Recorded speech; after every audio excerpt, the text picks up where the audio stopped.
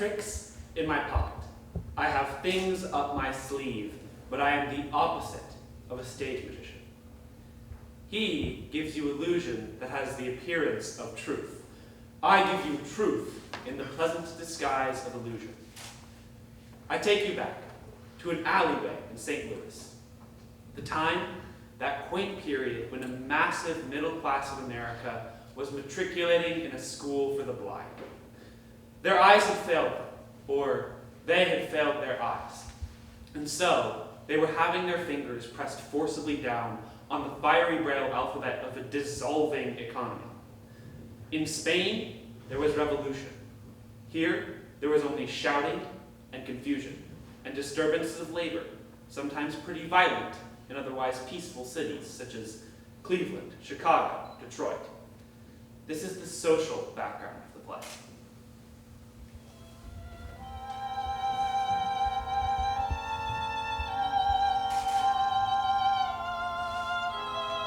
The play is memory.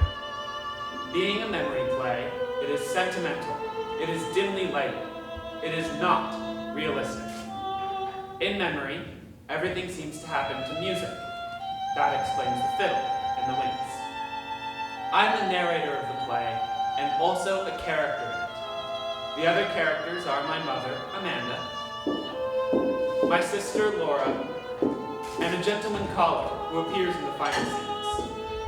He is the most realistic character in the play, being an emissary from a world of reality that we were somehow set apart from.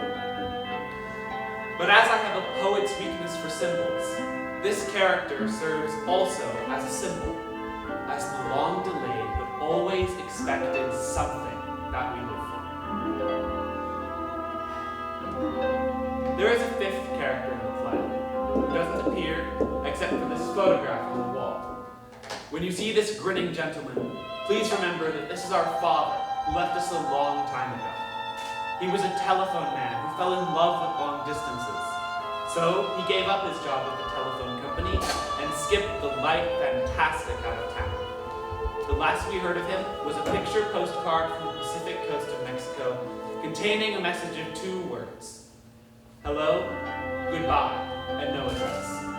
I think the rest of the play will explain itself. You know, Laura, I had the funniest experience in the church last Sunday. The church was crowded except just one pewway down in front, and there was this one little woman. I went to her, smiled gently, and asked, "Excuse me, would you mind if I share this pew?" "Oh, I certainly would," she said. "This space is rented." Do you know, that was the first time I ever knew that the Lord rented space. These northern Episcopalians. I can understand these southern Episcopalians, but the northern ones, no, never.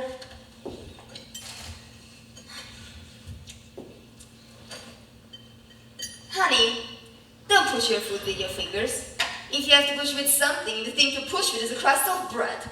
And chew, chew. Animals have secretions in their stomachs which enable them to digest food without mastication. But human beings are supposed to chew their food before they swallow it down.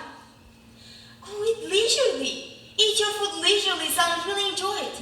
A well-cooked meal has lots of delicate flavors in it that have to be held in the mouth for appreciation and not just gulped down. Don't you want to give your salivary glands a chance to function? I haven't enjoyed one bite of this dinner because of your constant directions on how to eat it. It's you that make me rush through my meals with your hawk-like attention to every bite I take. It's disgusting. All this discussion of animal secretion, salivary glands, mastication. Temperament like a metropolitan star. You're not excused from the table.